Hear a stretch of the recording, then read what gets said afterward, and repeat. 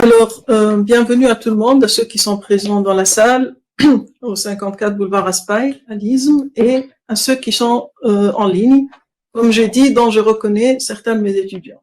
Et j'en suis ravie. Donc, je suis Asma Hilali, je suis maîtresse de conférence à l'Université de Lille, en islamologie.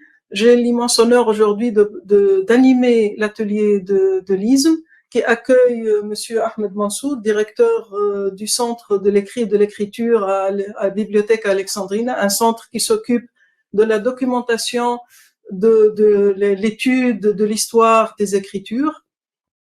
Monsieur Mansour passe un séjour en France où il donnera une conférence au musée Champollion à Figeac, après-demain, je crois, ou demain. Donc, il a eu l'immense gentillesse donc d'accepter de donner cette conférence ici à Paris, et qui a aussi, c'était mon idée, qui a rencontré l'enthousiasme et l'acceptation de la direction de l'ISM, que je remercie chaleureusement. Donc, la conférence de Monsieur Mansour porte sur l'histoire de l'imprimerie arabe, un regard sur l'imprimerie de Boulaq en Égypte. Je lui donne tout de suite la parole. On aura à peu près probablement donc 1 heure ou moins. Oui. Après, donc on aura une discussion et on donnera la parole à ceux qui sont en ligne également. Donc, une dernière remarque, puisque on vous demande donc à ceux qui sont présents en ligne de fermer les caméras. On vous demanderait aussi, s'il vous plaît, de ne pas utiliser le chat pour poser les questions, parce qu'on va fermer la fenêtre du chat, parce que Monsieur Mansour aura des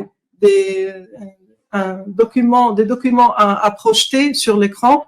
Donc, vous gardez vos questions, prenez vos notes, gardez vos questions à la fin. Voilà. Je vous donne la parole.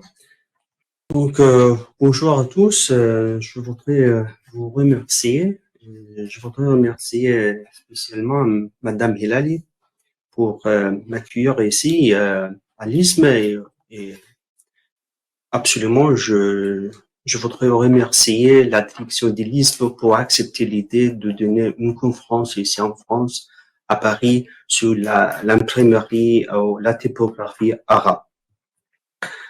Tout d'abord, donc, je vous excuse pour ma langue française, parce que c'est la première fois que je donne une conférence en français. Donc, ma langue, c'est pas très bien, c'est pas excellente, mais j'essaye tout le temps. Moi, je m'occupe de l'histoire de l'imprimerie arabe, en effet, depuis 2005. Moi, j'ai commencé mon travail à la bibliothèque depuis 2004. Et je me suis occupé de documenter et de faire la documentation de la première imprimerie égyptienne qui s'est installée en Égypte, et c'est l'imprimerie Boulaq. Et depuis ce temps, depuis cette année, je commençais mon travail, mon voyage avec l'histoire de l'imprimerie arabe. Et j'ai publié un ou deux bouquins sur l'imprimerie, quelques articles sur les détails du boulot, du travail à l'intérieur de l'imprimerie Boulaq. Donc, je vais commencer tout à fait la présentation pour ne pas perdre du temps.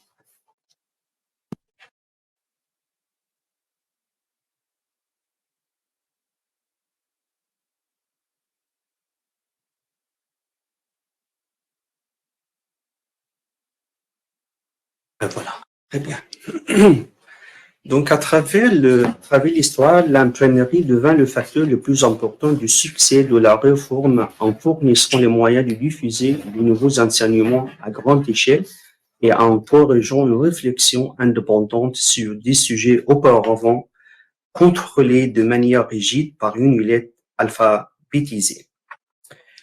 Et au fur et à mesure que le nombre de copies augmentait, l'effet d'un livre est devenu plus profond et plus étendu. Donc, l'imprimerie a provoqué des transformations intellectuelles, économiques et finalement sociales dans toutes les sociétés du monde, car elle est considérée comme l'une des premières tentatives d'ouverture internationale. Donc, dans cette courte conférence, je mettrai en lumière les points suivants. Quelle était la première technique d'imprimerie connue dans l'histoire? La période de transition entre la copie de texte à la main et la technique d'imprimer sur bois, l'imprimerie en caractère mobile. Les techniques d'imprimerie en caractère mobile sont-elles originalement apparues en Europe? Quel est le premier imprimé jamais connu jusqu'à présent en caractère mobile? Les incunables arabes en Europe, son rôle et sa diffusion, le début de l'imprimerie arabe au Moyen-Orient, aperçu rapide, l'imprimerie Bolak, sa fondation, ses publications, son rôle dans la société égyptienne, et un coup d'œil sur les raretés de l'imprimerie Bolak et puis un cours vidéo. Donc, je passe rapidement sur tous les éléments. Quelle était la première technique d'imprimerie connue dans l'histoire? Donc, les techniques d'imprimerie remontent à des cultures anciennes, l'Égypte ancienne, la Mésopotamie, la Chine. Ces grandes civilisations ont joué un rôle décisif dans l'invention de l'évolution du système d'écriture antique. Et par conséquent, ils ont développé une technique efficace de copie de texte, comme le saut-cylindre, comme on voit ici. Et ce saut-cylindre, il est conservé au musée du Caire. Donc, on a fait une moule pour faire éclairer l'idée comment il fonctionnait. Ces techniques se présentent ainsi en grave de motifs en relief ou en creux sur la pierre tendre, par exemple la sitiatite, qui vient former une inscription par pression sur une matière molle, argile ou cire. Le son y était alors imprimé dans une matière molle comme de la cire à cacheter. En Extrême-Orient, le son était utilisé avec de l'encre sur papier de la période Sandai, c'est-à-dire au 8e siècle.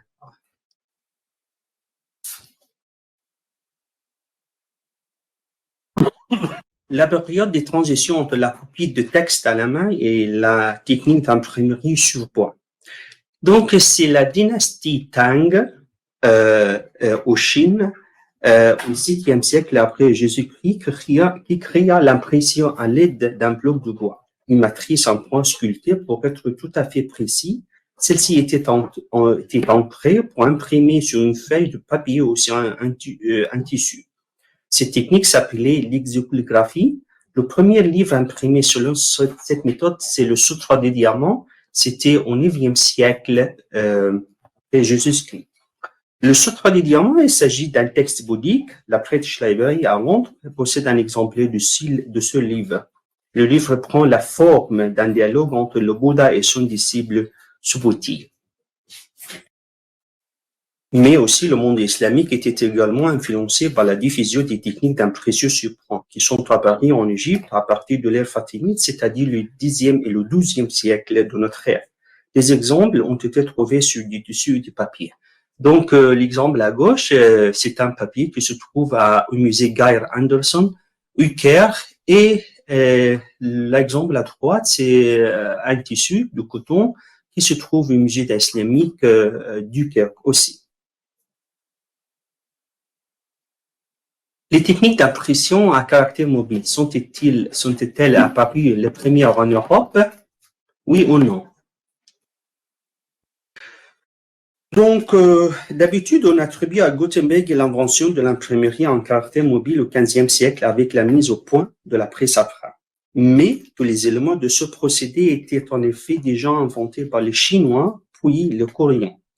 La technique de l'imprimerie en caractère mobile est utilisée en Extrême-Orient depuis le XIe siècle avec l'invention de Bi Sheng, comme vous voyez ici, qui a développé le premier système à caractère mobile connu en utilisant comme matériau de la céramique de caractère en argile, puis en céramique.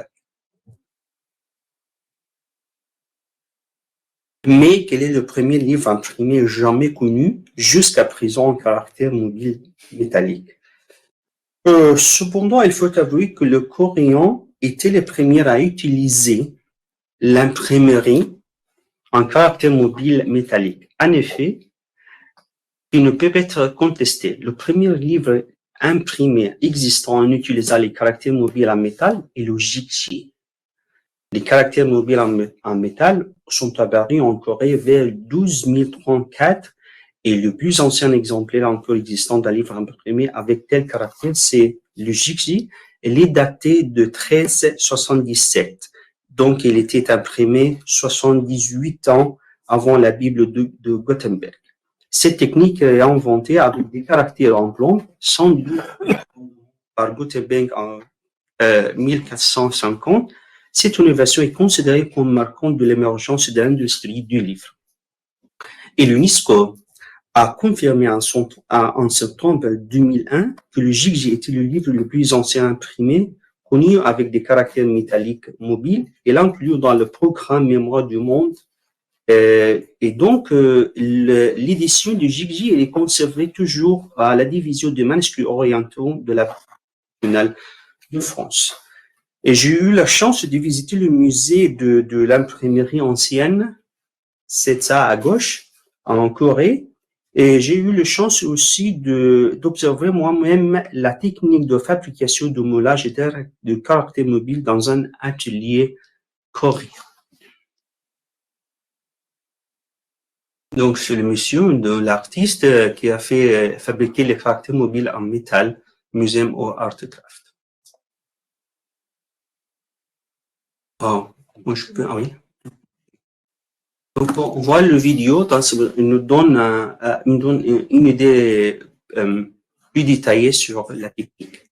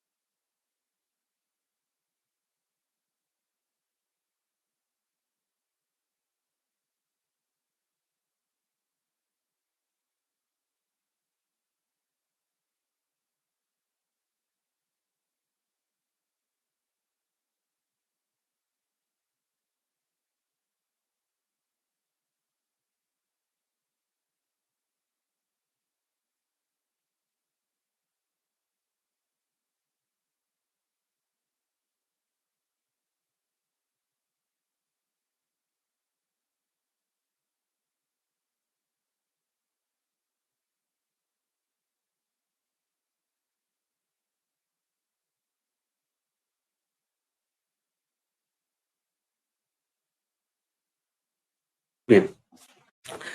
Mais il faut avouer que son arrivée, c'est-à-dire la technique d'imprimer un caractère mobile, était arrivée en Europe coïncide avec l'invention de la presse après par Gutenberg vers 1454 et fut accueillie dans le monde arabo-musulman où la copie de manuscrits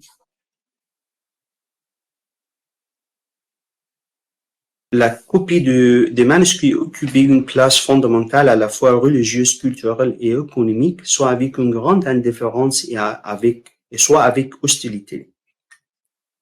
Donc, le travail de Gutenberg a permis de reproduire en grand nombre les textes et les livres imprimés de grande qualité à un moment de changement radical en Europe occidentale. La presse imprimée qui, au départ, semblait reflétait tout simplement l'expansion rapide de la population et de l'économie de l'Europe et de son industrialisation et de l'évolution de ses structures sociales, devient rapidement le support de tous ces changements. Dans ce contexte, le système des caractères mobiles de Gutenberg résulte d'une série d'innovations techniques basées sur des pratiques traditionnelles préexistantes sans lesquelles on n'aurait pas vu le jour. L'expansion de l'industrie du papier, l'évolution du pressoir à vin, le développement d'un nouveau type d'encre à base d'huile et enfin la popularité de l'impression sur point pour la production en masse d'images d'imprimés. Donc, dans ce vidéo, on va voir qu'est-ce que Gutenberg a fait pour l'imprimerie, pour le développement de l'imprimerie. Donc, l'imprimerie en caractère mobile, il est inventé par les Coréens, mais Gutenberg a développé les techniques de l'imprimerie parce qu'il a inventé l'imprimerie à bras et aussi l'encre et sur papier. Donc, c'est plus important de l'invention de Gutenberg.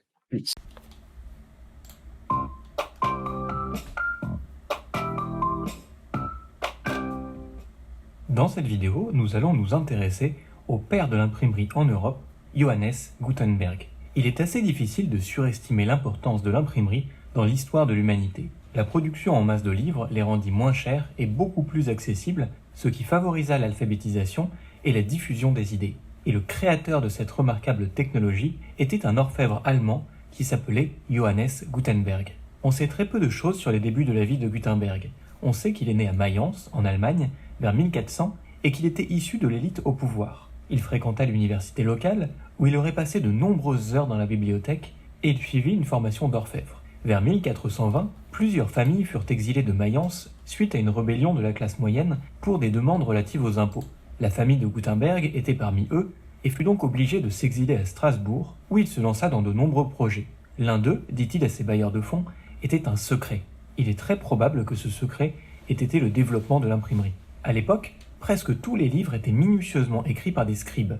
Les livres étaient donc rares et extrêmement coûteux, et l'alphabétisation était réservée aux chefs religieux et politiques. L'impression sur bois permettait de produire quelques livres, mais chaque bloc, représentant une page entière, devait être sculpté dans son intégralité. Cependant, l'innovation de Gutenberg, le caractère mobile, allait tout changer.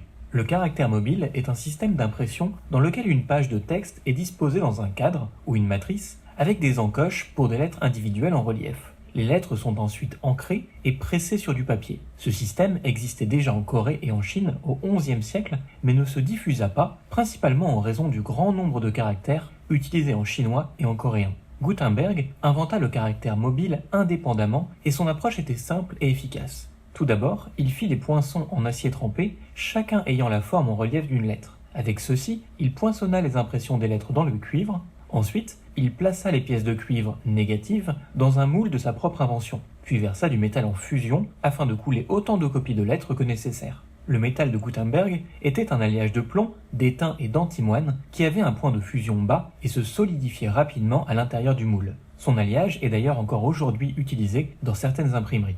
Alors qu'il était à Strasbourg dans les années 1440, Gutenberg inventa un autre élément central dans son système d'impression, la presse. La presse de Gutenberg était adaptée des presses à vis des vignerons. Le texte ancré et composé était fendu face vers le haut sur un lit plat, recouvert de papier, puis glissé sous une lourde pierre, en tournant la vis, puis en appuyant sur le papier les caractères. La répétition du processus donnait à chaque fois naissance à des copies parfaites. Gutenberg inventa également une encre à base d'huile, qui était plus durable que les encres à base d'eau utilisées à l'époque. Il se doutait qu'en mettant toutes ces technologies ensemble, il était sur le point de découvrir quelque chose de révolutionnaire. En 1448, Gutenberg, de retour à Mayence, emprunta de l'argent à un riche investisseur, Johann Fust, pour y installer une imprimerie. Sachant que l'Église serait son principal client, Gutenberg décida d'imprimer des Bibles. La réalisation de la première Bible imprimée commença vers 1452, après plusieurs épreuves sur d'autres ouvrages. Le prix relativement bas des Bibles et leur qualité assura le succès de la nouvelle technologie de Gutenberg qui se répandit ensuite rapidement dans le reste de l'Europe. En 1500, des millions de livres étaient déjà imprimés. Gutenberg avait créé la première révolution médiatique. Malheureusement pour Gutenberg, Johann Fust réclama son argent et accusa Gutenberg de détournement de fonds. Un juge lui ordonna de remettre son matériel d'impression en guise de paiement. Fust devint un imprimeur à succès et Gutenberg créa une plus petite imprimerie dans la ville voisine de Bamberg. Puis, il déménagea dans un petit village où en 1465, il fut finalement reconnu pour son invention et reçut une pension annuelle. Il mourut 3 ans plus tard dans une pauvreté relative. Bien que l'invention de Gutenberg ait radicalement changé le cours de l'histoire, l'impression était à cette époque encore un processus laborieux. Elle nécessitait plusieurs personnes et ne produisait qu'une centaine de feuilles par heure. L'invention de la presse en fonte et l'introduction de la vapeur au XIXe siècle ont porté ce taux à environ 1000 pages par heure.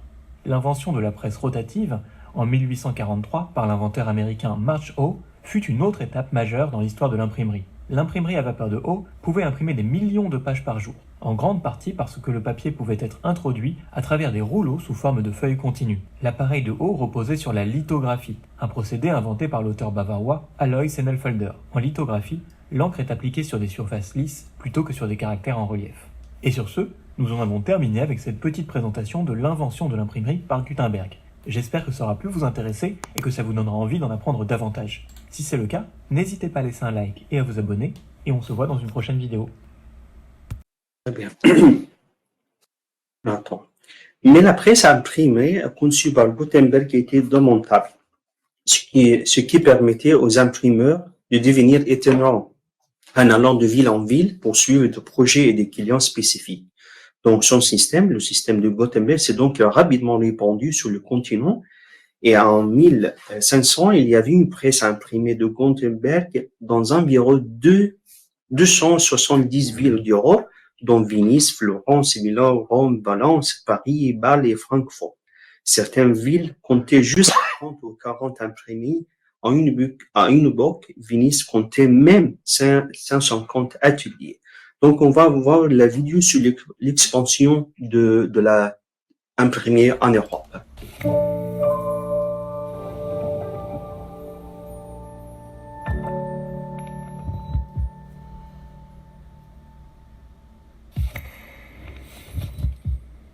Donc l'imprimerie à caractère mobile a été inventée par Gutenberg dans les années 1450. Premier fruit probablement produit à Mayence même. Et la diffusion de la typographie va vraiment se faire à partir de cette ville, Mayence. On voit que la diffusion se fait plutôt de proche en proche, probablement par des artisans qui ont connu Gutenberg lui-même. La mise au point du procédé s'est faite sous le sceau du secret. Donc la dissémination va vraiment se faire de proche en proche par des gens qui ont très probablement appris le procédé à Mayence même et qui vont le diffuser. Pendant les 10 premières années, la diffusion se fait plutôt dans la vallée du Rhin et donc en Allemagne et assez peu en dehors finalement. Et à partir des années 1470, la dissémination s'accélère, et en particulier en dehors de l'Allemagne. Il y a des facteurs qui sont favorables, notamment entre deux foyers, entre deux villes qui auraient déjà des relations commerciales ou diplomatiques. Évidemment, c'est un facteur favorable à l'implantation de l'imprimerie à caractère mobile dans un nouveau foyer quand des relations préexistaient. Et l'on constate également pour les premiers foyers qu'il y a très souvent une personne qui a été décisive, qui a voulu implanter la nouvelle technique dans sa ville. Alors ça peut être un savant, ça peut être un homme d'église, ce qui se recoupe un petit peu, ça peut être un marchand, un commerçant. En France, il y a deux foyers qui sont particulièrement importants, Paris et Lyon. Ces deux foyers correspondent plutôt à la deuxième période d'expansion de la typographie, de l'imprimerie à caractère mobile en Europe, c'est-à-dire à partir des années 1470, donc plutôt dans la deuxième phase d'expansion, celle qui concerne la majorité des foyers en dehors de l'Allemagne.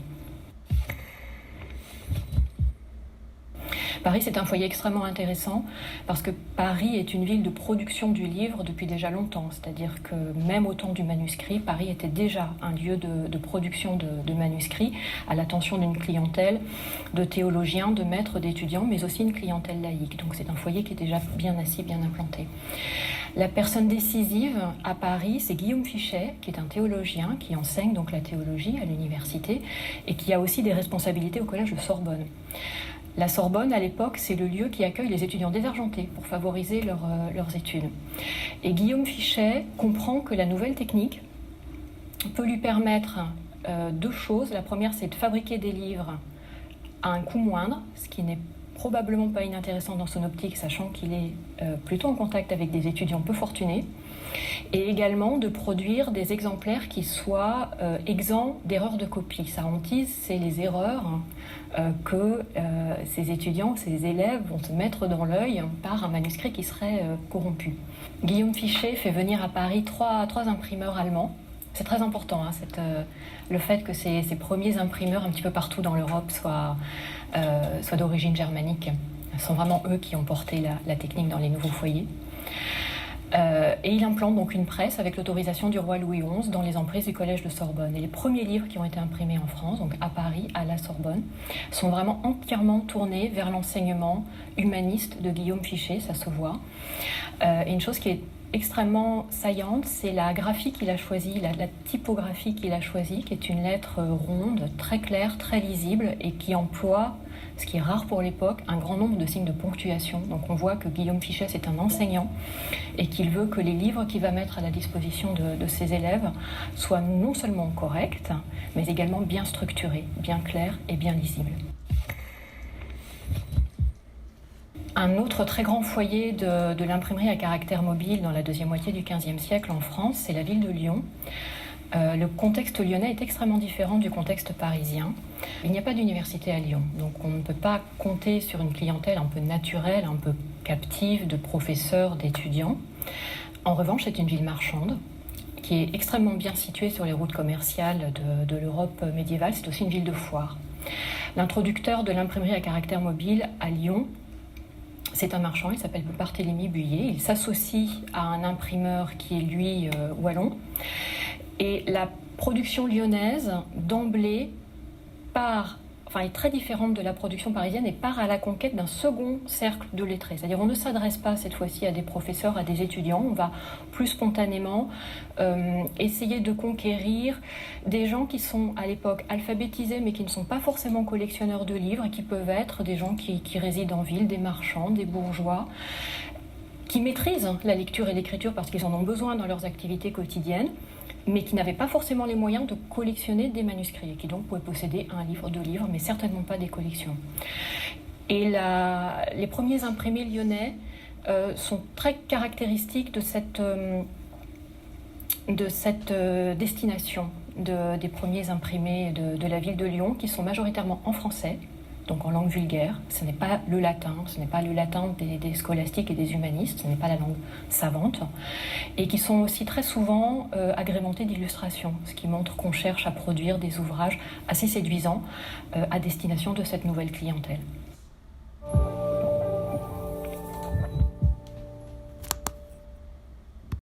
Donc, maintenant, on change vers les publications en arabe, les inconnables arabes en Europe, son rôle et sa division.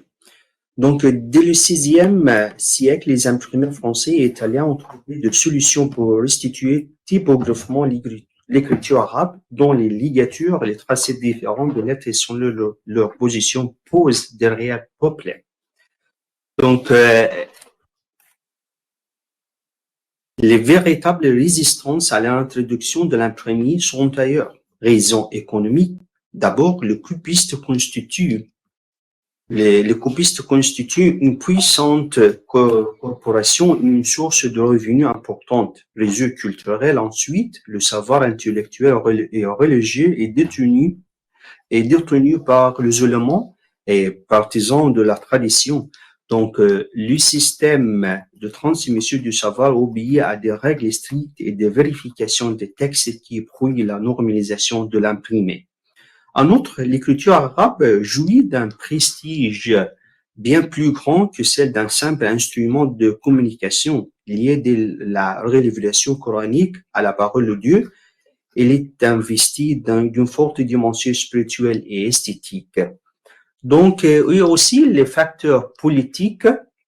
S'ajoute enfin le sultan Bayezid le II et ensuite Selim le Ier interdisent aux musulmans d'imprimer des textes en arabe et en turc dans l'Empire ottoman. Mais la première fois que l'alphabet arabe apparaît dans un livre imprimé, c'était dans un ouvrage réalisé à Mayence en février 1476. 1486 par l'artiste d'origine hollandaise, c'est Erhard Ruyer. Donc, c'est un livre qui s'appelle La Peregrinato Interam Sanctam, rencontrant le pèlerinage à Jérusalem et au Sinaï effectué par quelqu'un qui s'appelle Brian de Bach, doyen du chapitre de la cathédrale de cette ville. Donc, ce livre est célèbre pour les splendides gravures dont il était orné, parmi lesquels la reproduction en tableau des 6 alphabets orientaux, arabe, hébreu, grec, syriaque, copte et gaze, avec la prononciation des lettres. Donc, il fut plusieurs fois réédité, mais il s'agit donc de travailler dessus. Et ensuite, en 1505, c'est Bedro de Alcalá a publié le dictionnaire espagnol-arabe, vocabulista arabi ou en lettres castellano. Donc, c'est toujours avec le mouvement de reconquête et l'expulsion des Arabes de l'Espagne, de l'Andalousie. Donc, il y avait une nécessité de comprendre la langue arabe. Puis, parmi les premiers ouvrages en caractère arabe, c'est ainsi un livre de prière chrétienne, édité en Italie à Fano, en 1514. C'est un livre d'heures canonial de rite byzantin melkite intitulé Kitab Salat al-Sawa'i. Donc, c'est livre de prières de heures sur la liturgie d'église d'Alexandrie. Donc, et ce livre, il est conservé à la bibliothèque Bodleian à Oxford. Et il y eut ensuite à Gênes, en 1516, la sortie de presse d'un bulletin in folio en 100 langues, c'est hébreu, grec, arabe, chaldéen, c'est-à-dire judéo-araméen et latin. Donc, c'était l'œuvre de dominicain orientaliste évêque Agostino Gustatiani, qui avait le projet d'une Bible polyglotte. Les caractères arabes de type maghrébien correspondaient à ceux qui apparaissaient dans les échanges entre les Génois et le Maroc, mais la qualité tant philologique que topographique du texte arabe laisse fortement à désirer.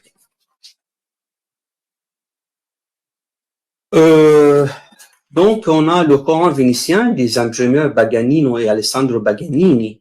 Donc, il est très célèbre ce Coran vénitien parce qu'il a été imprimé à Venise en 1537-38 dans la consulat d'Italie à l'époque. Une telle édition était susceptible d'être hautement controversée de fait. Il n'est pas étonnant qu'il était rapidement disparu et qu'il est le seul contremaître qui en parle l'orientaliste Tessio Amborghini et était le processeur de l'unique exemplaire qu'on a trouvé.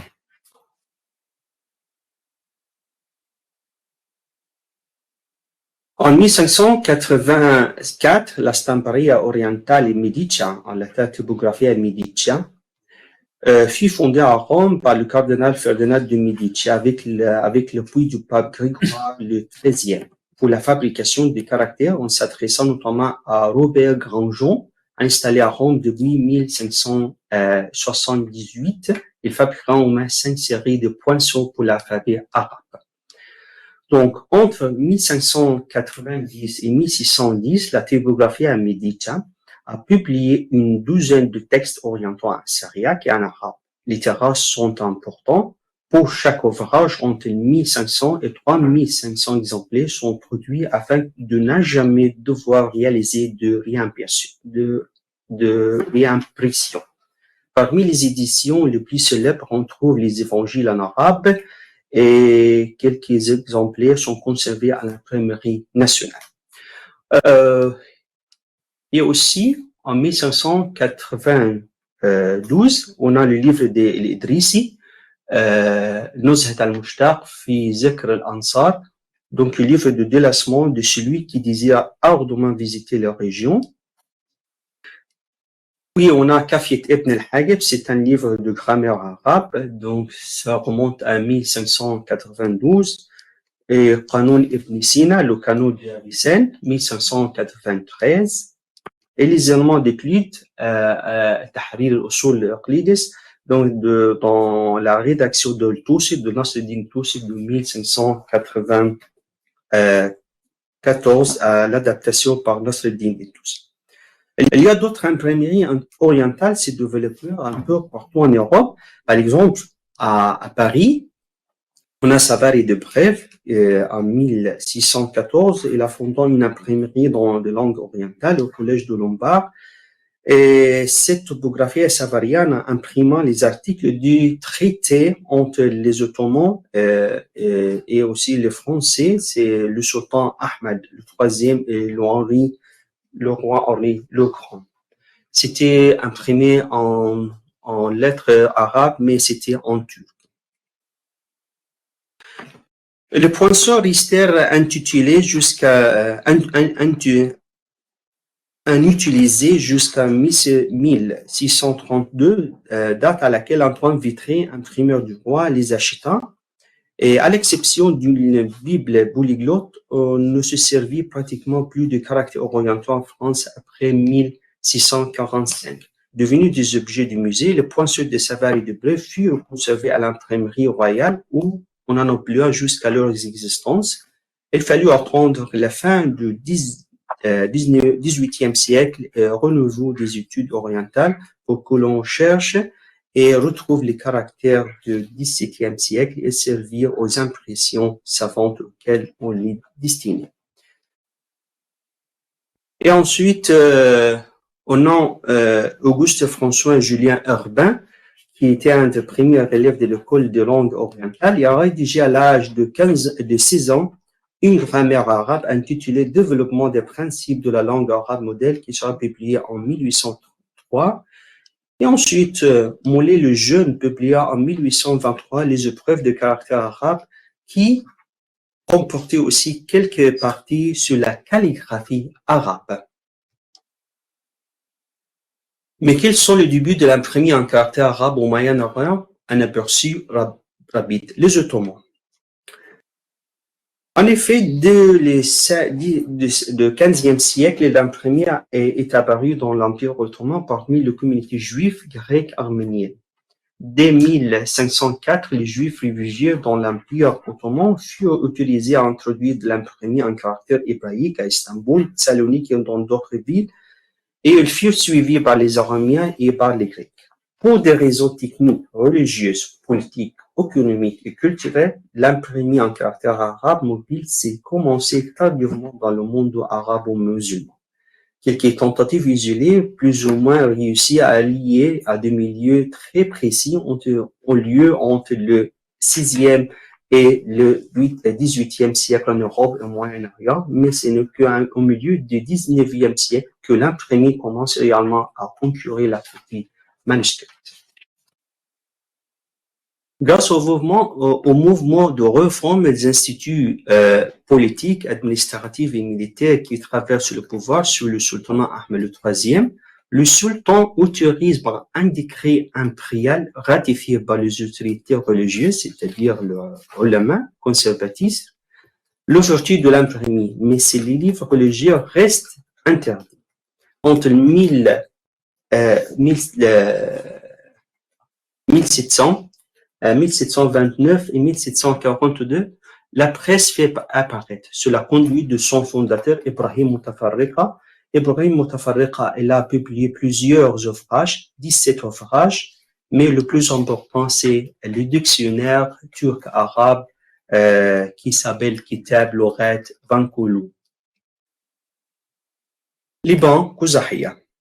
Dans le monde arabe, la situation était différente. Les Libanais ont introduit l'imprimerie dès le XVIIe siècle. Le premier texte en langue arabe imprimé sur le territoire du monde arabe fut un petit réalisé en 1610 dans le monastère Saint-Antoine de Kouzahia, dans le nord du Liban, à l'initiative de Sarkis Rizi, un évêque de l'église maronite, ayant vécu une grande partie de sa vie arabe. Les suppositiers bilingues syriaques-arabes n'utilisent pas l'alphabet arabe, mais le Garchouni. Le Garchouni est une convention en usage alors chez les chrétiens maronites pour transcrire la langue arabe en alphabet syriaque.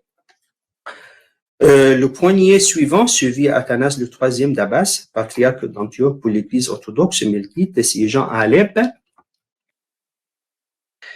Entre 1686 et 1724, il a apporté une presse à Alep en 1704. Quant au caractère, son atelier disposa bientôt de 3 séries arabes, mais on sait qu'ils furent aussi apportés de Bucarest ou fabriqués sur place.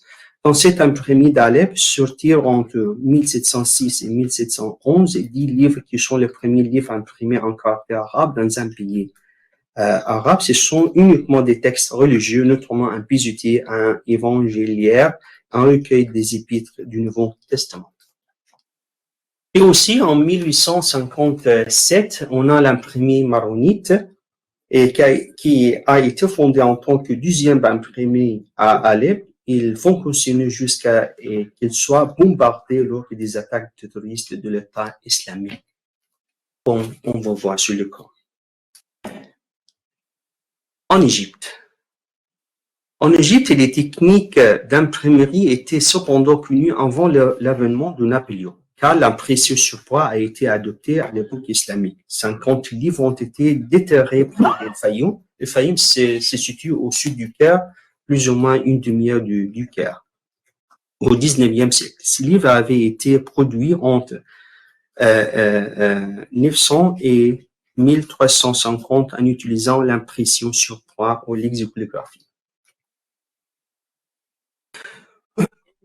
Comme on a déjà vu, donc on a les deux exemplaires qu'on voit sur l'écran et sont conservés au Caire, l'un à Gaïr Anderson, au musée Gaïr Anderson, et le second au musée islamique.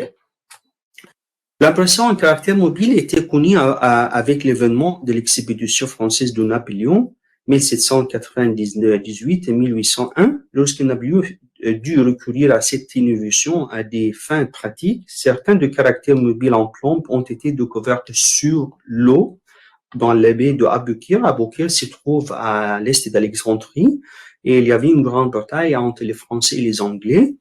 Et puis la flotte française était détruite et les caractères mobiles sont fouillés dans l'eau et sont découverts par les missions archéologiques d'Égypte et de l'Europe et sont maintenant conservés au musée des antiquités de la baie.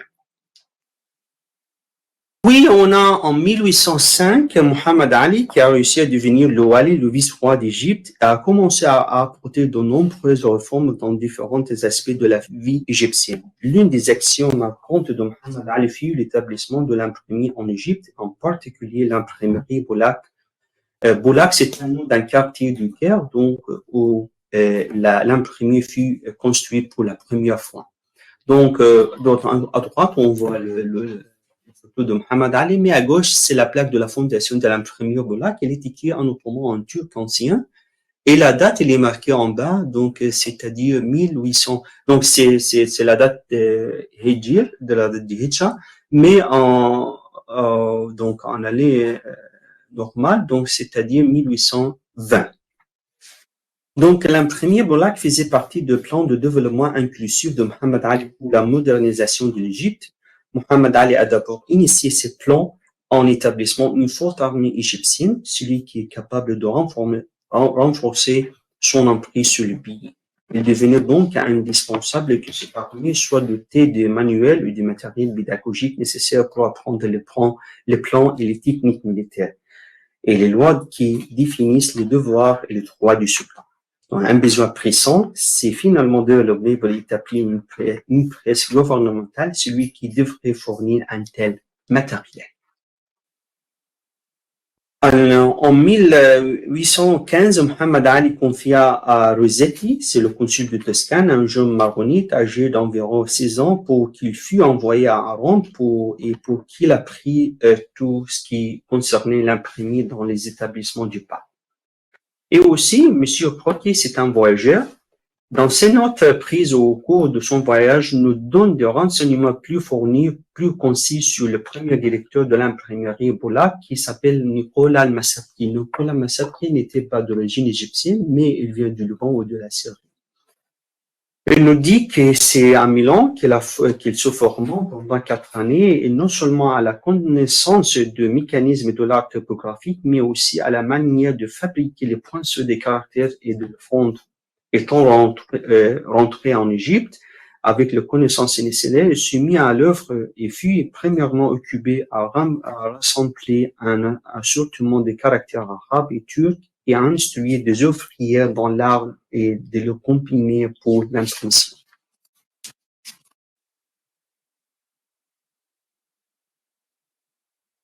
Le développement de l'imprimerie de Boulaq, sa prospérité de 1831, sa participation à l'exposition de 1867 à Paris. Donc, la situation générale montre que l'imprimerie du Bacha, de Muhammad Ali, prospérait dans d'assez bonnes conditions. Dans les 10 années de la période 1833 et 1843, le nombre de publications a été presque quintuple. Ces publications étaient fort diverses et constituaient en grande partie en traduction arabe ou turque d'ouvrages français sur la mécanique, la mathématique, l'art militaire, les diverses branches de la médecine, la chirurgie, la pharmacie, l'art vétérinaire, la marine, l'administration en général, le règlement sanitaire, la peste, l'agriculture, et celle particulière à l'Égypte, enfin l'histoire naturelle et la botanique. Plus tard, l'imprimerie Boulak recevra bientôt une impulsion salutaire de la mission de Jeux égyptiens, dont M. Jomard dirige les études en France depuis 1826. Cette mission fournira des sujets du français en arabe. Déjà, l'un d'eux, M. Cheikh Rafaa Tahtawi, qui s'est formé ici dans l'art de traduire, est arrivé au Caire et s'y dispose à entrer en fonction. Donc, M. Rafaa Tahtawi, donc, il est venu ici à Paris et il a appris l'art de la traduction du français en arabe. Et quand il est rentré en Égypte, donc, il a commencé à traduire les livres de français en arabe. Et un des 6 livres qu'il a traduit, c'est le début des anciens. Il a traduit la Direction des sages et le fruit des Césophons. Ce livre est conservé dans la bibliothèque d'Alexandrie.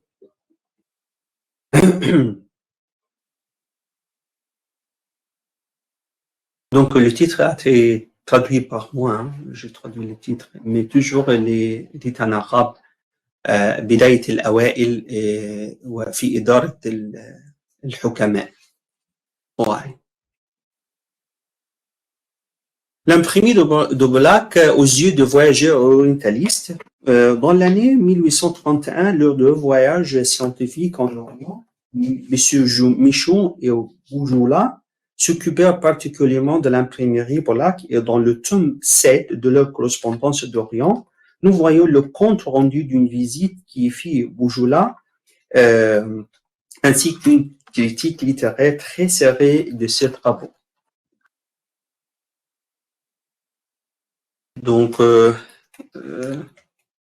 j'ai visité, dit-il, l'imprimerie du Bacha à Boulak, comme j'avais visité l'imprimerie impériale d'Istanbul. J'ai trouvé 8 presses qui viennent de Paris, des caractères européens, turcs, arabes, persans, vendus à Paris. Le papier vient de Livorno et de Trieste. Et cet établissement est dirigé par un arabe qui a étudié à Milan, c'est-à-dire Nicolas Al-Masabki. Les livres sortis des presses de Boulak passent pour être imprimés assez correctement. On les envoie régulièrement en France où elles doivent être placées dans la bibliothèque du roi. Donc, c'est-à-dire l'imprimerie Boulak a travaillé aussi du commerce. Elle a envoyé, elle a exporté les livres d'Égypte en France. Ensuite, dans l'ouvrage A Narrative of the Expedition of Tudun-Qaladis and Sinar under the command of Ismail Basha, undertaken by the order of His Highness Muhammad Ali Basha, Viceroy of Egypt, by John Murray. Donc, qu'est-ce qu'il dit? Il dit dans une note de la base 8 de la préface d'un Zabajas disant une bibliothèque. Et voilà. Une bibliothèque bien choisie. Attends. Ah oui. Vous lisez. Vous reposez un peu. Ah oui, je me repose un petit peu. Une bibliothèque bien choisie des meilleurs ouvrages européens sur l'art militaire, la géographie, la médecine, l'histoire, les belles lettres et les beaux-arts, a été achetée en Europe par le vice-roi et placée dans le palais d'Ismail Pacha, où il y a aussi une école entretenue aux frais du vice-roi pour l'instruction des jeunes musulmans dans la langue indienne et les sciences Italienne.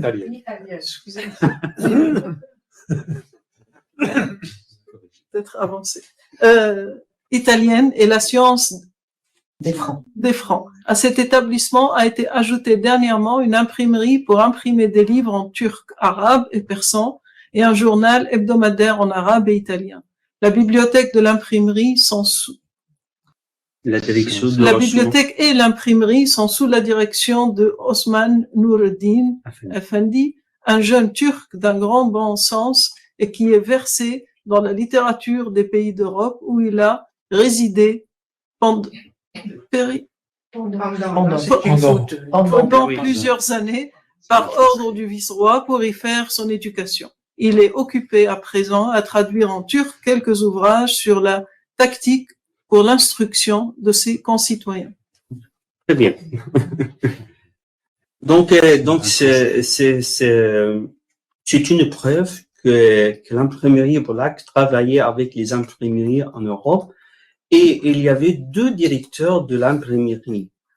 Donc l'un des choses techniques qui s'appelle Osman Noureddin Effendi, donc qui s'occupe des techniciens, et un des sections administratives, c'est Nicolas Al-Masraki. Donc on a deux directeurs.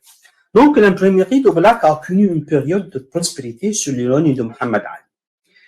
Puis il a décliné sous le règne de son successeur, c'est Abbas Helmi. Donc c'est son grand-fils. C'est pas son fils, c'est le grand-fils, Abbas Helmi. Et puis Monsieur Saïd Bacha, le fils de Mohammed Ali, qui l'a vendu à son ami Abdelrahman Rushdie. Le nom a été changé. L'imprimerie de Bolac n'était pas l'imprimerie de Bolac, il était l'imprimerie d'Abdelrahman Rushdie.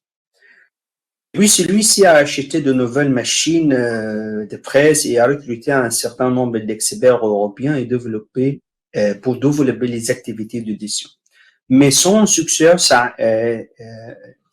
Ismaïl, donc il racheta la presse et l'intégra au domaine royal. Son fils, le Khedive Taoufik, donc trouva nécessaire de transférer la presse du domaine royal au domaine national, et c'était le 20 juin 1880 où l'imprimerie Bolac est rentrée au domaine national par le domaine royal. Le gouvernement égyptien changeant le nom plusieurs fois de la presse, donc il était connu comme Matba'at Sahib al-Sa'ada, Matba'at Bolac, l'imprimerie de Bolac, l'imprimerie royale, mais toujours il est l'imprimerie royale ou l'imprimerie de Bolac. Et ensuite, à cette époque, l'Égypte a participé à l'exposition universelle de 1867 sous le règne de Khedive Ismaïl à Paris, et il eut garde de ne pas envoyer les travaux de son imprimerie. Donc, tous les produits... Attends. Non. Ah oui. Ici, ça ne voit pas sur le plan. Attends. Tous les produits de l'imprimerie de Bolac qu'il renfermait se figurent dans le catalogue de l'exposition égyptienne à la classe 6 du deuxième groupe. Donc ça c'est le catalogue de l'exposition. Et vous voyez à gauche, donc ça c'est le titre du catalogue, et à gauche donc ça c'est le produit de l'imprimerie qui ont été exposés là-bas à l'exposition de Paris. C'est un carte. C'est bon. Ah oui? Ça peut être 10. Oui. D'accord. Moi, je m'arrête, oui. Je m'arrête ici. Non, 10 minutes. 10 minutes? Ouais. Oui, d'accord. Dans 10 minutes. Dans 10 minutes. Ok. Oui. D'accord. Donc, l'imprimerie, voilà que son rôle dans la modernisation de la société égyptienne. Dans les premières décennies du 19e siècle, la Turquie et l'Égypte donnèrent une place prépondérante à l'imprimerie, mais celle-ci mettra du temps à se développer. Entre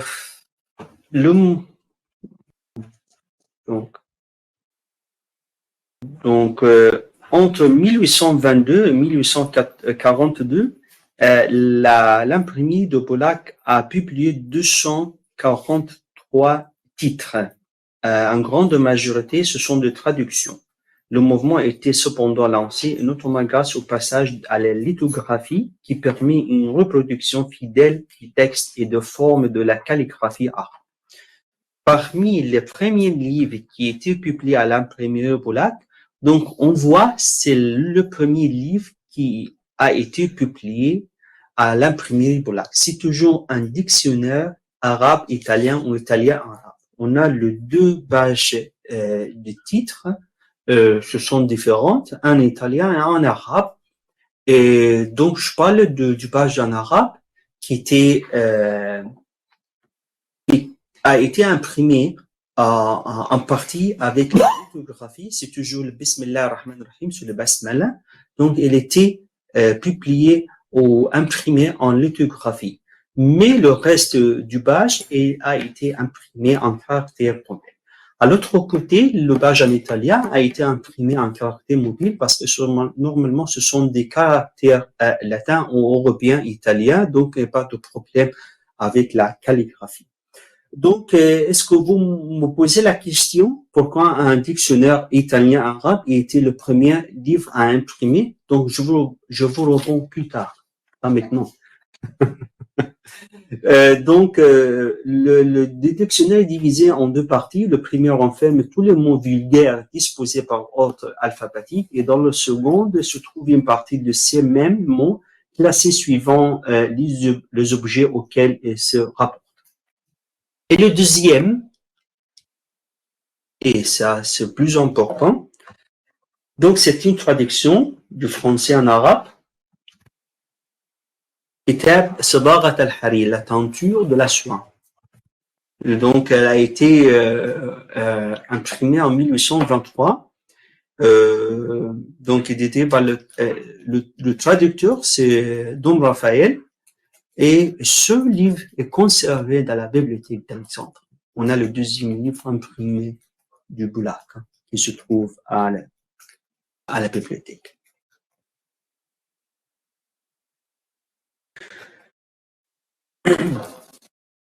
Je vais terminer dans 5 minutes. Parfait. D'accord. Donc, le taux d'alphabétisation augmente rapidement. Les traductions en langue vernaculaire et les textes susceptibles d'intéresser un plus grand public sont devenus une priorité. D'autres résultats comprenaient une augmentation du nombre d'écoles privées et l'émergence de l'éducation des femmes aussi. Au fur et à mesure que la classe des intellectuels s'élargit, l'expression de soi et les opinions libres apparaissaient dans la presse et les quotidiens. D'autres imprimeries se sont créées à mesure que la vie culturelle se répandit parmi la population. Et aussi de journaux, même publics, comme vous voyez à droite, c'est le Waqa al-Masri, c'est le premier journal en Égypte qui était imprimé en 1828, et le journal Wadi Nid, qui était un journal privé. Donc, une nouvelle ère de renaissance et de développement culturel a commencé en Égypte. Donc, en bref, Mohamed Ali fit commander l'installation de l'imprimerie en 1821 dans le quartier de Boulac. Il s'agit de la première imprimerie égyptienne officielle et gouvernementale. L'introduction de cette première imprimerie au Caire entraîne une véritable révolution culturelle et transforme profondément les relations sociales et entame un véritable mouvement d'éveil culturel. Bien que l'Égypte ait connu l'imprimerie avant le port de Mohamed Ali, celle-ci était non officielle. Et la bibliothèque alexandrine a organisé une exposition permanente ayant pour thème la célèbre imprimerie Boulac. Les équipements et les machines de l'établissement fondé en 1820-21 ont été remis à la bibliothèque alexandrine. Suite à un accord avec le ministère de l'Industrie et du Commerce égyptien pour en faire une exposition, en mettre en valeur ce patrimoine pour sauvegarder les objets qui couraient le risque de la détérioration. Remis à la bibliothèque, les objets ont subi un certain nombre de travaux de restauration. Ce que vous voyez, ce sont les machines. Donc, au temps de les recevoir du ministère de l'Institut du Commerce, et c'est dans un cas détériorant. En plus, on sont utilisés selon un système moderne et original. Donc, ça, je vous fais montrer les machines au temps de les recevoir, comme vous voyez ici.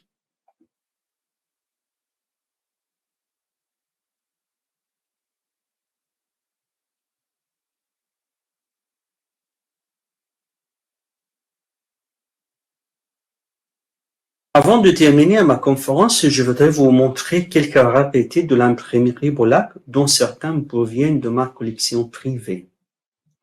Donc, ce que vous voyez, c'est le carnet de pointage de salariés de l'imprimerie nationale, c'est-à-dire de l'imprimerie de Bolac, de 1897. Vous trouvez deux couleurs, si vous voyez très bien.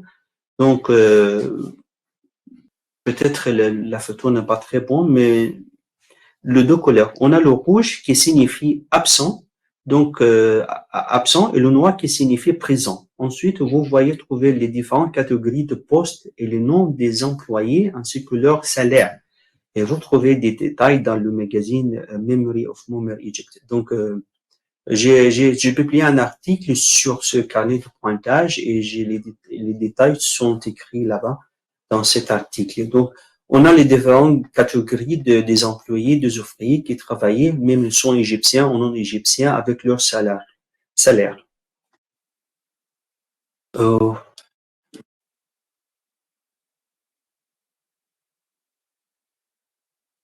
crois qu'elle est claire un petit peu.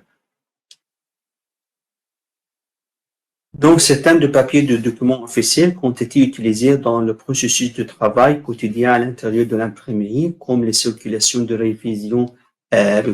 Ça, c'est un certificat de fin de service d'un éditeur, d'un réviseur de la langue arabe, car ces services ne sont plus nécessaires.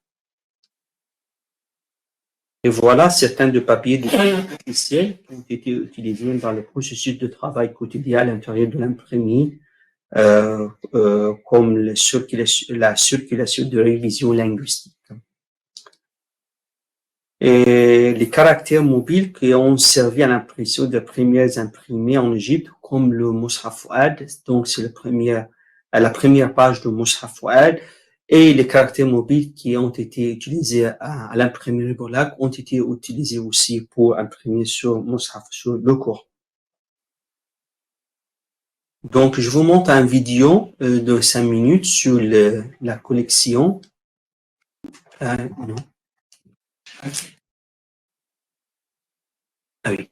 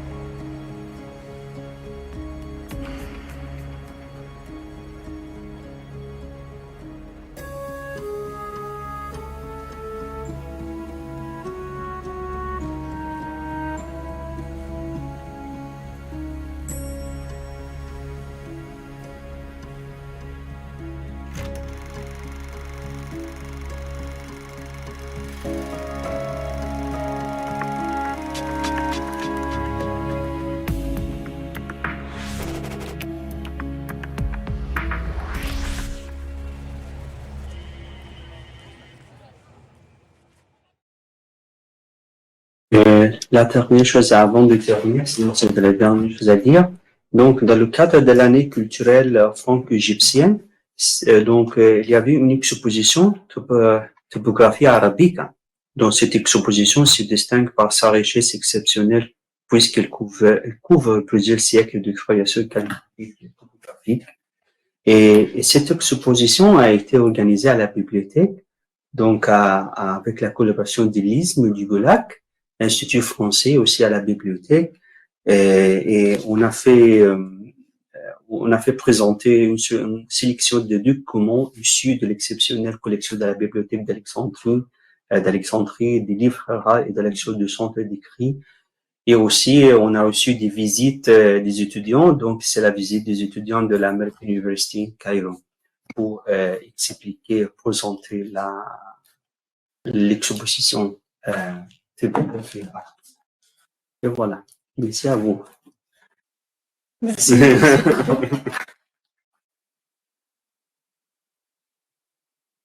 beaucoup, chers collègues, pour cette conférence documentée. Et, nous avons un peu plus qu'une demi-heure pour des questions-réponses. Alors, je donne la parole à la salle et éventuellement à ceux qui sont présents en ligne. C'est possible? Oui. Oui, à ceux qui sont présents en ligne. Et encore une fois, il faut pas écrire des questions dans le chat, il faut prendre la parole, c'est ça? Non, maintenant on le voit, donc c'est comme... Ah, on voit. Alors, vous pouvez écrire vos questions. D'accord. Alors, vous pouvez écrire vos questions dans le chat parce que maintenant on a ouvert la fenêtre du chat, ou bien prendre la parole carrément. Alors, peut-être dans la salle, d'abord. On a été agréablement surpris en voyant justement que pour nous, c'était toujours Gutenberg. Ah, oui. Alors, c'est la première fois que je vois qu'il y avait bien avant Gutenberg. Voilà. Merci beaucoup. Ah, oui. Qui est exposé, d'ailleurs, le livre est exposé actuellement à la BNF. Ah oui? Il y a une Oui. exposition, oui, oui. Ah oui? Oui. Gigi, oui. Oui, oui. Oui. Le livre coréen. l'Europe, quelque chose comme ça, oui. Oui, oui, oui. Le livre coréen. Ah oui. Ils le sortent pour la première fois pour cette exposition Très bien. exceptionnelle. Très bien. Oui, oui, c'est ça, oui. Et aussi, le coréen, ils ont demandé une copie master de ce livre et la BNF, elle leur a donné une copie pour s'exposer là-bas en Corée. Oui, c'est toujours ça. Et le BNF était gentil avec le coréen et d'accepter leur proposition. Et aussi, mais quelle est la différence? Je vais vous répondre le dictionnaire italien-arabe. Ah oui, d'accord. Mais je vais vous dire quelque chose de très important. Et pourquoi l'invention du coréen ne s'est pas diffusée ou répandue comme celle de Gutenberg? Parce que Gutenberg et l'invention de Gutenberg se trouvent toujours dans le monde ancien, dans le centre du monde. Et comme ça, donc, il y a de connexions entre l'Europe, l'Afrique, l'Asie, très facile comme ça. Donc, ils se diffusent très facilement. Et aussi. Mais le coréen se trouve toujours ça. Donc, à la fin de la planète, jusqu'à, donc, il est très, très loin du centre du commerce et d'activité actuelle, et toujours ça. Et l'invention de l'imprimerie chez le coréen était réservée à l'empereur. C'était quelque chose pour l'empereur. Mais l'invention du Gutenberg était commerciale. Donc, c'est la différence entre les deux inventions.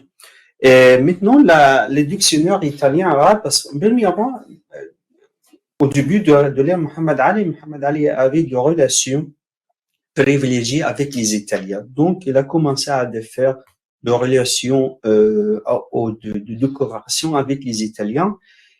Il a commencé à envoyer des missions en Italie, d'Égyptiens en Italie, pour s'apprendre la science, etc., pour le développement, la modernisation de l'Égypte.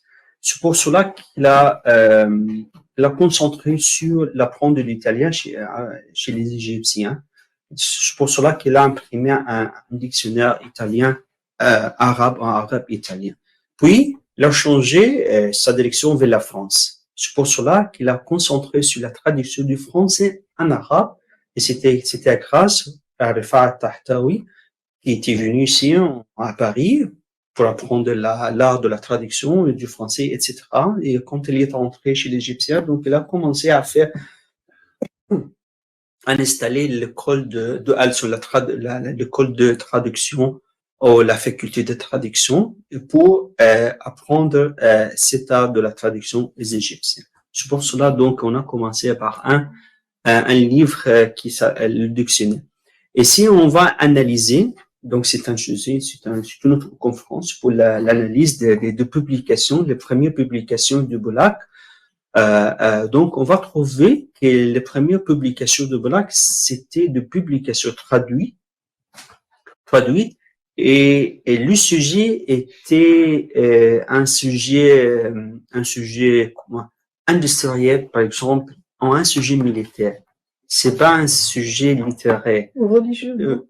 Non, pas le religieux. Non. Okay. C'est toujours militaire ou industriel, mathématique. C'est toujours comme ça de la science naturelle, pas les sciences humaines, pas des sciences sociales. Non. Pas religieux. Et normalement, l'impression du Coran, donc il arrive plus tard, très tard dans l'imprimerie Boulaq. Donc on a eu quelques passages et quelques écrits et d'ici et de là qui disent par exemple que le Coran a été imprimé au Boulaq en 1835-32. Mais on n'a rien trouvé de ça. On a cette phrase, elle est écrite dans un livre et c'est tout. Donc, on n'est pas sûr que c'était le cas ou non. Donc, on cherche toujours dans l'archive égyptienne, à Dar el-Wasaq, donc c'est l'archive égyptienne, on cherche toujours le document qui... Donc, 1924 n'est pas forcément la bonne date. 1924? Oui. 1924, c'est le Mus'haf, c'est le Coran du Fouad. Du Fouad, oui. Oui. Il est bien. Donc, il y a eu un autre qui a été imprimé. Oui. Il y avait un autre qui était imprimé en 1832 ou 35 à l'imprimé de Boulaq. Mais on n'est pas sûr parce qu'on n'a rien trouvé, ni de copie, ni de document. Sans trace. Sans trace. C'est une phrase seulement qu'on a lue et c'est tout. Mais on est sûr que le Coran a été imprimé durant l'ère de son fils, le fils de Muhammad Ali, Saïd. C'était en 1854, vers ça. Et il y avait des erreurs dans l'édition du Coran. Donc, Saïd Bacha a demandé à condamner de détruire ses copies. On est sûr de ça. Il n'y a aucune trace aussi. Il n'y a aucune trace, mais on a cette annonce dans le journal, le Waqar al-Masri, le journal officiel de l'État, donc il est écrit là-bas. Et on a une autre tentative d'imprimer le Coran, c'était en 1889, 90. On copie. Donc, cette copie que je vais montrer au Caire. Oui, donc on a la copie de ce Coran. On a entendu, on a entendu jusqu'à 1924 avec le Coran de Fouad. Donc, c'est le premier Coran qui était imprimé en Égypte correctement. Et il a été accepté par les musulmans dans le monde musulman. Et l'année prochaine, on célèbre le centenaire. Oui, on célèbre le centenaire et on publiera justement les actes du colloque autour du Coran du Caire auquel M. Mansour a pris part avec d'autres collègues du centre d'écrit de l'écriture de Alexandre. Je crois qu'il a une question. Oui, il y a des questions là. Vous voulez que je lise ou... Non. Diane Dessalles de l'EHESS demande: les dictionnaires bilingues sont parmi les premiers documents imprimés, donc il y a clairement un besoin. Mais la constitution d'un dictionnaire prend beaucoup de temps, voire des années. Comment se fait-il qu'il soit imprimé si rapidement dès la création de l'imprimerie Boulaq? Y a-t-il des dictionnaires antérieurs qui sont utilisés comme source? Ah oui? Plus ou moins. Ah oui, plus ou moins, oui. Donc, c'est une bonne question parce que normalement, l'imprimerie de Boulac a été inaugurée en 1820-21. Mais on a commencé un peu plus tôt. On a commencé à partir de 1815. Donc, Mohamed Ali, donc le vice-roi d'Égypte, a envoyé, comme j'ai déjà dit, Nicolas Massapki à Milan pour apprendre l'art de l'imprimerie. Et ensuite, il a pensé à faire un dictionnaire italien-arabe à partir de cette date. Donc, elle a commencé les préparations pour imprimer ce dictionnaire à partir de plus ou moins 1817. Et donc, elle a pris 3 ans, 4 ans pour pour la mise en page, pour la création de mots et de arabe et italien et etc. le vice versa. Et ensuite, quand elle était prête, c'est-à-dire l'imprimerie, le Boulac, elle était prête à travailler. Donc, elle a commencé par ce dictionnaire. Parce que normalement, Nicolas Massapki, il était un Italien. Il n'était pas un Italien, il était un Arabe. Donc, il ne connaissait pas très bien l'italien. Donc, elle a besoin d'un dictionnaire plus tard pour faire apprendre la langue italienne aux Égyptiens quand elle est entrée en Égypte. Pas bien? Pas d'autres? Pas de questions? C'est très bien. Pour l'instant, on est en train d'écrire. Mais... Ah oui? On l'attend? 30 secondes. Ah oui? Non, merci beaucoup. Ça m'a beaucoup intéressé parce que maintenant je suis un postdoc qui fait de la recherche sur la langue française en Égypte dans cette période. Donc l'imprimerie m'intéresse beaucoup et je veux demander, est-ce que vous pouvez parler un peu sur des livres français de Boulac qui sont dans vos collections ou dans la bibliothèque alexandrine? C'est vous qui m'ont demandé mon email. Oui, c'est ça. Oui, parce que vous travaillez sur la langue française en Égypte. Oui, c'est ça, oui. Ah oui, c'est ça. Donc, pour les langues des publications, donc la plupart des langues de publication, au début, c'était le persan, le turc et l'arabe. Donc, c'est-à-dire jusqu'à les années 50, plus ou moins. Donc, toujours ça.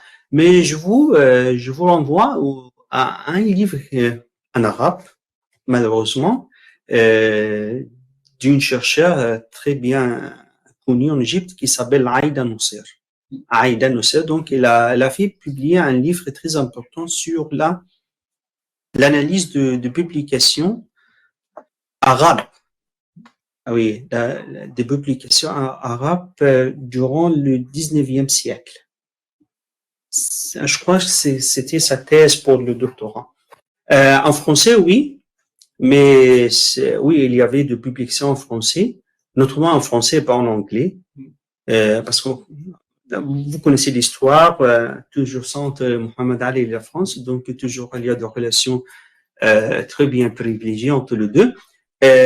Donc le français, et moi, je peux dire que le français est apparu dans les publications de Bollaert plus ou moins à partir des années 60-77.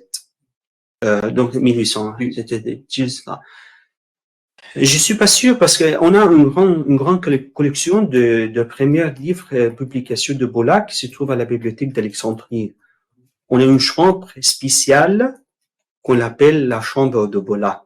Donc, où se trouvent toutes les premières publications que sont apparues à cette période. Et j'ai cherché aussi les langues, mais plus ou moins la plupart ce sont des turcs arabes. Les français, oui, j'ai trouvé aussi des français, mais je ne me rappelle pas les dates exactement. Ils sont apparus. Et aussi, on peut ajouter aussi qu'il y avait des imprimeries privées à l'Égypte. Et parce que normalement, oui, il y avait l'imprimerie Bollaert et aussi avec d'autres imprimeries, même privées, même gouvernementales, mais elles sont spéciales aux institutions. Par exemple, on a eu une imprimerie spéciale pour l'école de médecins, l'école de médecine. Donc, il y a une pour les médecins. Il y a une pour les militaires, bien sûr. Il y a une pour les chemins de fer. Ah oui. Il y a une pour les, je crois que l'éducation, pour le ministère de l'Éducation. Mais l'imprimerie d'Obolak, il était réservé pour les ordres de vice-roi de Mohammed Ali, parce que normalement, c'est la plus grande et la plus importante, c'est pour imprimer, par exemple, les papiers, comment on dit, le document officiel pour l'État d'Égypte. C'est toujours ça. D'accord. Merci. Je vais chercher le nom, les titres exacts du livre et je vous l'envoie aussi. Ah, ça m'intéresse beaucoup. Merci beaucoup. Ah oui? Alors, Oui, nous avons d'autres questions. très bien. Anouk, qui vous remercie beaucoup pour votre conférence stimulante et qui voulait savoir où en était, à votre sens, l'histoire du livre, à la manière de celle que nous connaissons en Europe et dont l'instigateur principal est Roger Chartier.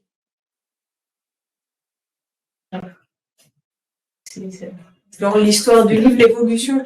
Oui, c'est un peu vague, peut-être, si vous voulez préciser à l'histoire du livre arabe. Ah, l'histoire du livre arabe.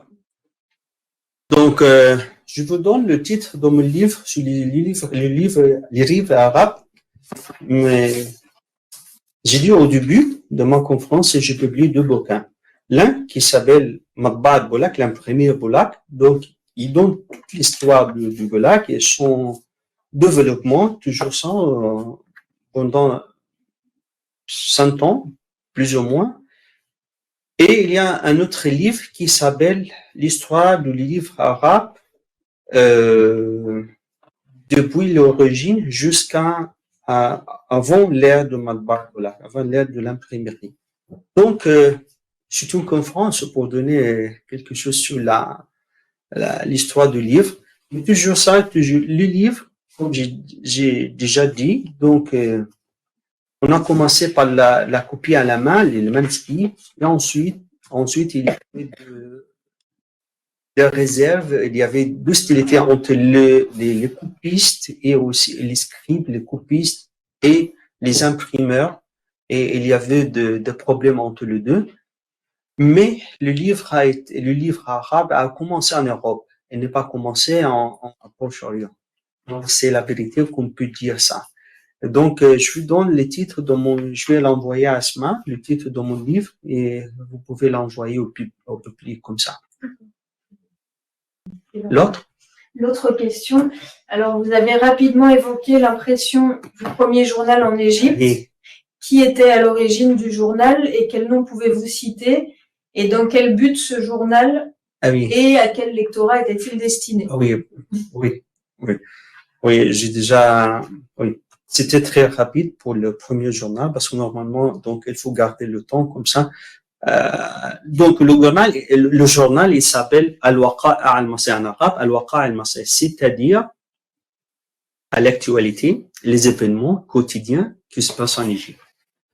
Donc, je ne vais pas partager le PowerPoint.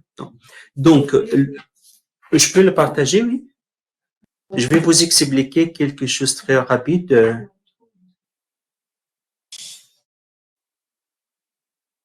S'il n'est pas possible, c'est pas. Il est fermé. Allez-y, je vais le chercher. D'accord. Donc, ça c'est le premier numéro du journal égyptien. C'est un journal officiel. Et quel est le but de publier un journal officiel? C'est-à-dire de diffuser les ordres du wali, du président de l'Égypte, du roi de l'Égypte, de comment on va savoir les ordres et les instruments, par exemple, de Mohammed Ali. Donc, c'est à travers le journal officiel. C'est comme on dit, c'est le journal officiel et s'utilise jusqu'à maintenant en Égypte. Ça, c'est pour savoir les nouvelles lois, par exemple, les nouvelles du président, qu'est-ce qu'on avait, toujours ça. Donc, je vais vous donner quelques secrets de ce journal. Il est écrit en 2 langues, c'est bilingue, en turc et en arabe. Et vous allez voir à droite, c'est toujours le turc, c'est-à-dire l'ottoman ancien, Le turc ancien, c'est l'ottoman. Allez, on change le slide. Ah oui. À droite, c'est le turc, l'ottoman. Et à gauche, c'est l'arabe. C'est la traduction du turc en arabe. Parce que normalement, le turc était la langue officielle de l'administration égyptienne à cette époque. Et c'est normal, parce que normalement, l'Égypte, elle faisait partie de l'Empire ottoman, donc on utilise le turc. C'est normal. Elle est écrite en haut, à droite, c'est la date, je crois, c'est le Gomada Ettani, 1244. Je vois pas parce que je me rappelle. Donc, c'est-à-dire 1828. Et à la tête, on voit le nom en arabe, Waqaya Masriya. Donc, c'est une version de la langue arabe. On dit en arabe Waqaya avec le ton de gauche, mais on écrit comme Waqaya. Ça, c'est pour faciliter la prononciation. Et en haut, on voit la vase. Donc, à la tête du journal officiel, on voit une vase de fleurs. Et c'est étonnant pour moi. J'ai pas d'explication pour ce motif. Ah oui. Et à gauche, vous voyez en arabe, il est écrit à gauche, en petits caractères, Yawm al-Thulatha. Donc, il était imprimé en mardi. Donc, le mardi, donc on peut constater qu'il y avait de réunions officielles, par exemple le dimanche, le lundi, et ensuite les ordres, les instructions de Mohamed Ali a été envoyées à l'imprimerie Boulaq et elles étaient rédigées, ratifiées, plus ou moins, et ensuite ils étaient imprimés le Yawm al-Thulatha, c'est-à-dire le mardi. Alors non, plus ou moins, donc, parce que normalement, le point ne se montre pas sur l'écran, parce que l'écran est plus de lumière que le point. Donc, ah oui, juste à gauche, oui, oui, c'est ça, le numéro wahid, c'est-à-dire le premier numéro. Juste sur le tampon. Oui. Droite. La main, c'est bon. Oui, ça. C'est le numéro wahid, c'est-à-dire le premier numéro. Au-dessous, Yawm al-Thulatha, c'est le mardi. Et voilà, très bien. Et à droite, l'autre côté, c'est le 25 Gomada al-Oula, 1244, c'est-à-dire, je ne connais pas le mois, mais c'est-à-dire 1828. À droite, si vous lisez le ottoman, donc vous allez lire, mais à gauche, c'est toujours l'arabe. En bas. Et en bas. Ah, C'est coupé. C'est coupé et c'est très petit pour moi. Moi, je ne vois pas. Je ne lis pas.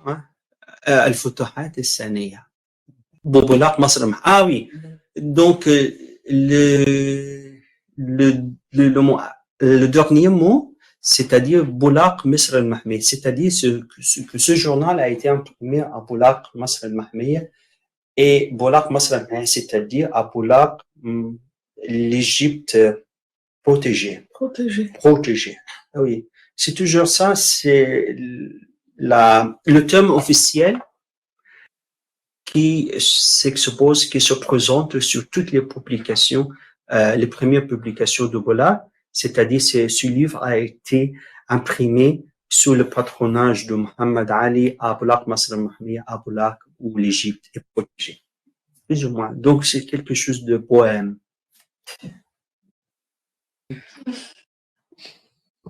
Il y a une question dans la salle. Il y a une question dans la salle. Merci, Monsieur Mansour, pour votre brillante intervention. On a appris beaucoup de choses. Les questions que je me posais en vous entendant, c'est par rapport à l'utilisation de ces débuts de l'imprimerie dans différentes civilisations, Corée, Chine, Europe, etc. La question du caractère alphabétique ou non des langues utilisées est un problème qui se pose, puisque en Corée ou en Chine, on voit donc des procédés d'impression, de lithographie, et puis de caractère mobile, mais ils se heurtent, ces procédés, à une difficulté, un problème concernant le caractère non alphabétique, non alphabétique de ces langues idéographiques. Bon, et en revanche, l'arabe est une langue alphabétique. Et petite parenthèse, le grec aussi. On n'a pas dans votre exposé, mais vous pouvez pas parler de tout, parler de la langue grecque et de son utilisation, de l'imprimerie en grec. Et il y avait beaucoup de Grecs en Égypte à différentes périodes, depuis El Fayoum jusqu'à l'époque contemporaine. Hein. Donc, petite question périphérique, que je referme la parenthèse de la langue grecque et de l'imprimerie.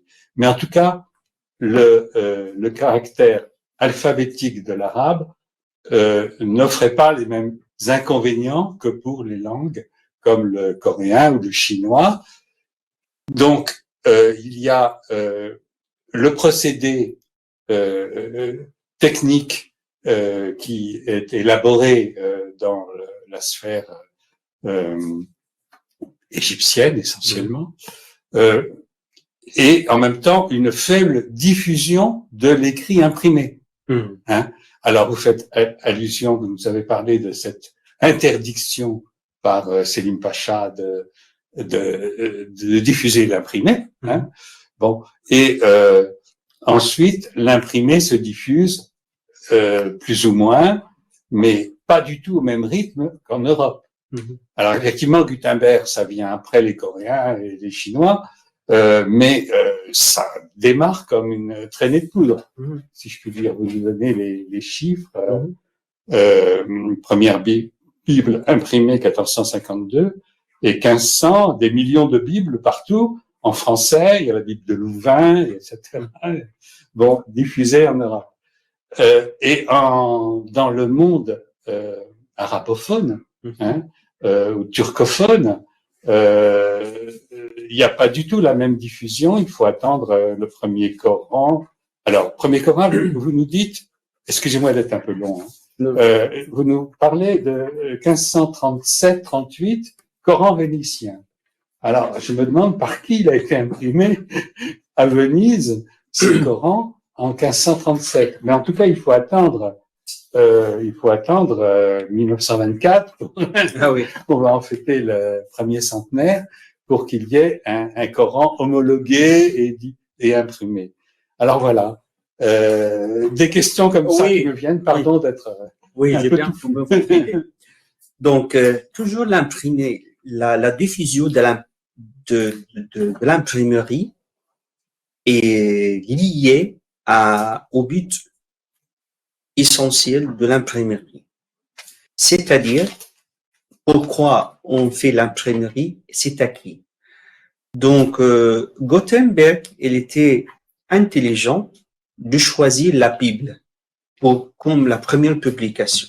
Parce que normalement, c'est une publication qui, certes, qui sera achetée par les gens, parce que c'est la Bible. Et c'est traité important. Mais c'était le contraire aux sociétés musulmanes de Proche-Orient ou de l'Empire ottoman. Les Ottomans, ils ont eu peur de la diffusion d'alphabétisation, c'est-à-dire des intellectuels. C'est-à-dire que le peuple arabe, ils se redemandé leur leur droit d'être indépendants et de partager le contrôle sur leurs pieds entre les Ottomans et leur peuple. Donc, les Ottomans, ils ont interdit la publication en arabe pour éviter de problèmes avec le peuple de l'Empire.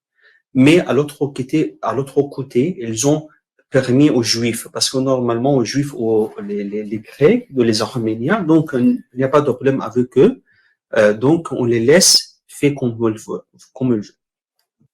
Et je retourne aussi vers Gutenberg, vers le Coran vénitien, Oui. qui l'a publié, le Coran publié par les Vénitiens, parce que normalement le Coran a été imprimé plusieurs fois en Europe.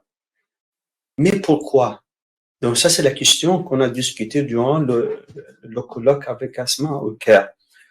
Donc il y avait, comment je dis, qu'il y avait une compétition entre les deux sociétés, c'est-à-dire la société occidentale et la société orientale à cette époque. Donc le Moyen Âge, donc il y avait toujours la compétition même entre les musulmans et les chrétiens, et entre les chrétiens, c'est-à-dire les orthodoxes et les catholiques, entre les deux sociétés. Donc il y avait de compétition toujours sur ça pour faire diffuser leurs principes, leurs idées sur leur religion, toujours ça.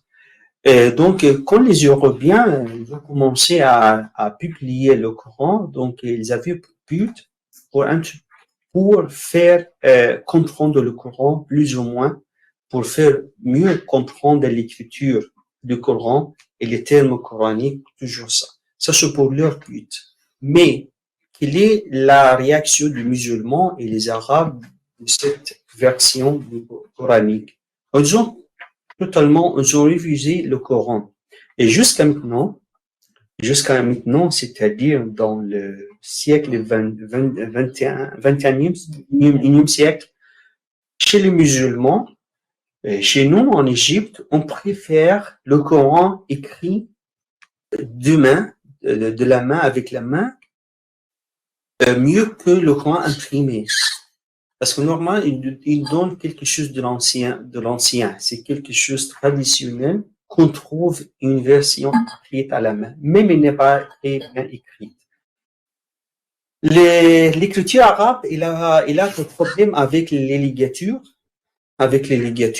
Et on fait de respect à l'écriture arabe, même quand on écrit en arabe avec les mains. Et ces problèmes se sont reflétés dans l'impression. Et au début de l'imprimerie, donc il n'y avait aucune solution pour ces problèmes de ligature, le tracé par exemple, et les diacritiques, les points diacritiques. Donc il n'y avait pas de solution. C'est pour cela que les musulmans et aussi les orientaux, ils ont refusé les livres imprimés au début. Mais de plus en plus, on a trouvé des solutions, même les publications de Bolac, elles étaient refusées au début, parce que normalement, l'écriture arabe n'était pas très bonne. Et comme vous voyez le titre du dictionnaire arabe italien, vous allez voir les caractères, ils ne sont pas fabriqués en Égypte, ils ne sont pas fabriqués en Orient, ils étaient fabriqués en Italie. Et c'est pas la bonne écriture, c'est pas la bonne calligraphie de l'arabe. C'est pour cela ils étaient refusés. Plus tard, Mohammed Ali a demandé à un écrivain, un scribe très célèbre qui s'appelle Sinclair, qui vient de l'Iran. Il était par hasard